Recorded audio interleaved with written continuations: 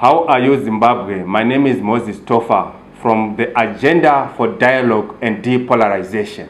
Let us look at non-negotiable pillar number 3, which says that corruption is severely punishable, including by life imprisonment, and if need be, by death sentence. The liberation struggle was predicated on reified values. Corruption was, in all its forms and manifestations, roundly abhorred. Some of the values of the liberation struggle are passionately encapsulated in the lyrics of a famous liberation war song, Nzira Soldier. The lyrics says that there are ways that soldiers of the liberation struggle conduct themselves. Obey all the laws of the struggle faithfully. Let us not confiscate the belongings of our masses. Surrender all the things that were taken from the enemy. Speak respectfully to the masses so that they can understand the objectives of the liberation struggle. Duly pay for everything that you buy from the people. Return all the things that were confiscated from the masses. Let us not commit sexual immorality in the liberation struggle. Let us not torture the enemies that we would have captured.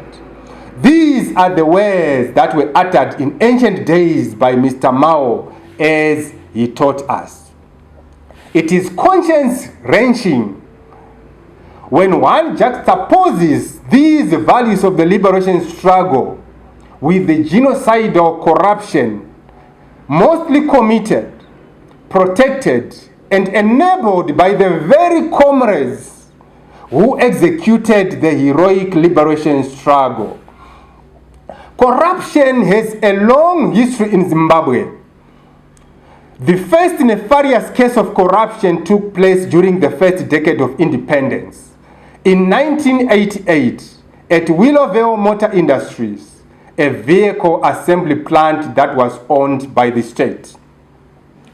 The Willowgate scandal involved senior government officials such as ministers, members of parliament, and civil servants. They corruptly and illegally bought vehicles at lower prices and sold them at exorbitant prices, making huge profits in the process. From that time onwards, corruption continued to rise and rise. Today, it is firmly embedded in the psyche of the Zimbabwean society.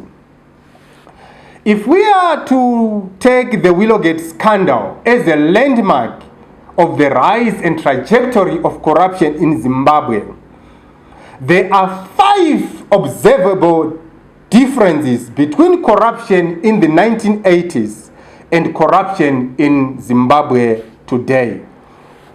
The first difference is that Willowgate involved high-ranking government officials, but it was disconnected from the highest offices in the land. But today, corruption takes its lifeblood from the soul of the state. The ecosystem of corruption today is connected to the soul of the state. The second difference is that after the exposure of the Willowgate scandal, President Mugabe appointed a commission of inquiry under the Commission of Inquiry Act.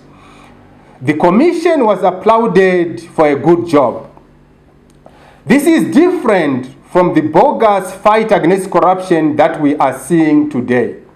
However, President Mugabe used his presidential powers to pardon the perpetrators of the Willowgate scandal, a move that birthed the culture of impunity that is afflicting Zimbabwe today. By the time that he was forced out of power in November 2017, Zimbabwe had become a dwelling place of corruption. The third difference is that those who participated in the Willowgate scandal showed a modicum of shame when the scandal was exposed. For example, Minister Maurice Nyagumbo died on 28 April 1989. According to the official narrative, he committed suicide because of shame. Another example is Frederick Shava, the current Minister of Foreign Affairs, who stated that my conscience does not allow me to continue in this office of high esteem.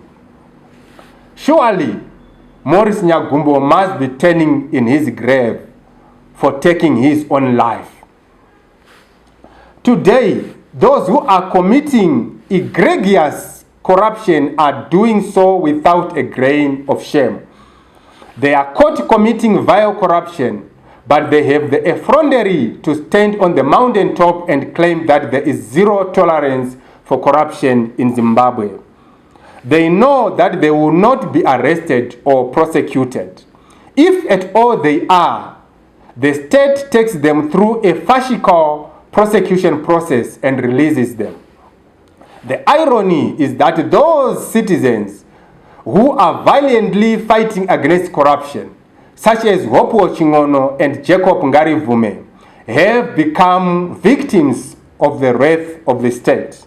It is amazing that after losing billions of dollars to corruption, the state loses billions of dollars to a fascicle fight against corruption and billions of dollars to repressive mechanisms that are directed against those who expose corruption. If you look at the rate at which Zimbabwe is losing resources to corruption today, it is very clear that succeeding generations will inherit a pathetically ruined Zimbabwe. The fourth difference is that when the Willowgate scandal was exposed, the conscience of the Zimbabwean society of that time was shocked. There was outrage from diverse constituencies of the Zimbabwean society, from opposition parties, from the student movement, from civil society, and from the ordinary citizens. Massive demonstrations were organized. This was because corruption, especially of that magnitude, was alien to the collective conscience of the Zimbabwean society of that time. According to the Los Angeles Times, public indignation over the car racket reflects something else that sets Zimbabweans apart in their reaction to corruption. Every day that the commission sat in Harare, hundreds of people lined up outside Zimbabwe's largest courtroom for cease. The demand was so great that spectators were rotated through like art rovers, queuing up to glimpse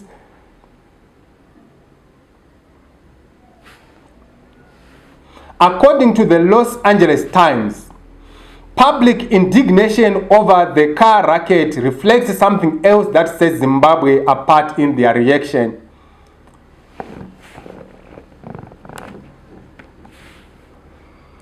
According to the Los Angeles Times, public indignation over the car racket reflects something else that sets Zimbabweans apart in their reaction to corruption. Every day that the commission sat in Harare, hundreds of people lined up outside Zimbabwe's largest courtroom for cease. The demand was so great that spectators were rotated through like art lovers, queuing up to glimpse the Mona Lisa before being moved along. During an interview with the press, Justice Sandura said that a lot of people have never been to a courtroom before and they were demonstrating. I kept on having to remind them that it was a courtroom and not a rally. According to Robert Stambles, one of the commissioners, the atmosphere in the public gallery was very tense because the public expected the accused ministers to tender their resignations. You can see from these quotations that Zimbabweans reacted with anger. Zimbabweans reacted very aggressively when the Willowgate scandal was exposed. However, Zimbabweans are not responding the same way that they responded when the Willowgate scandal was exposed. Today, Zimbabweans are no longer outraged by corruption. There is zero or ephemeral outrage against vile corruption. In the conscience of many Zimbabweans, outrage against corruption has been supplanted by either resignation to corruption or admiration for corruption. The fifth difference is that in the 1980s, corruption, especially of the magnitude of the Willowgate scandal, was committed by a very small constituency of the Zimbabwean society. But today, Zimbabwe has become a vast Willowgate scandal scene. It is now impossible to establish the depth and breadth of corruption in Zimbabwe. We must therefore acknowledge that corruption is no longer a sphere of evil that is confined to ZANU-PF.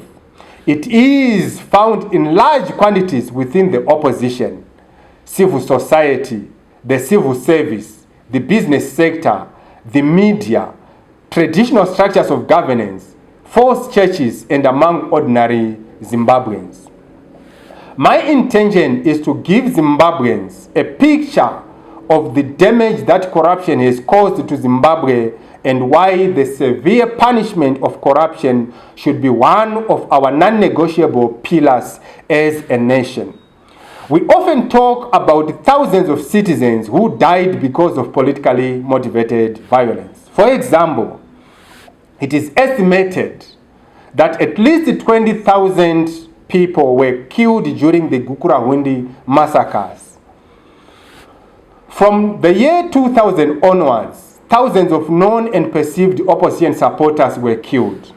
These are large numbers, but even if they are not, they are still important because lives were lost.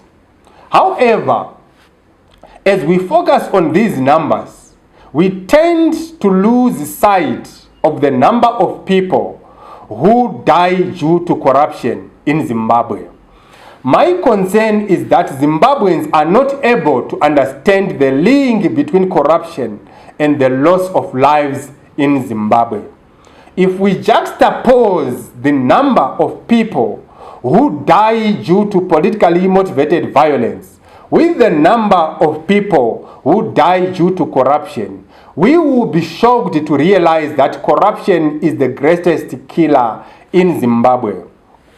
Thousands of Zimbabweans have died due to the incredibly poor state of our roads. Thousands have died due to our derelict health delivery system. Thousands have died while attempting to cross ferocious rivers to escape to the neighboring countries. And thousands have died in the diaspora due to violence and abuse.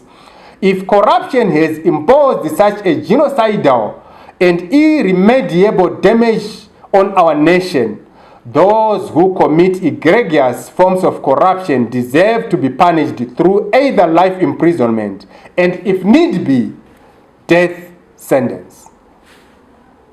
Thank you, Zimbabwe. This is Moses Topher.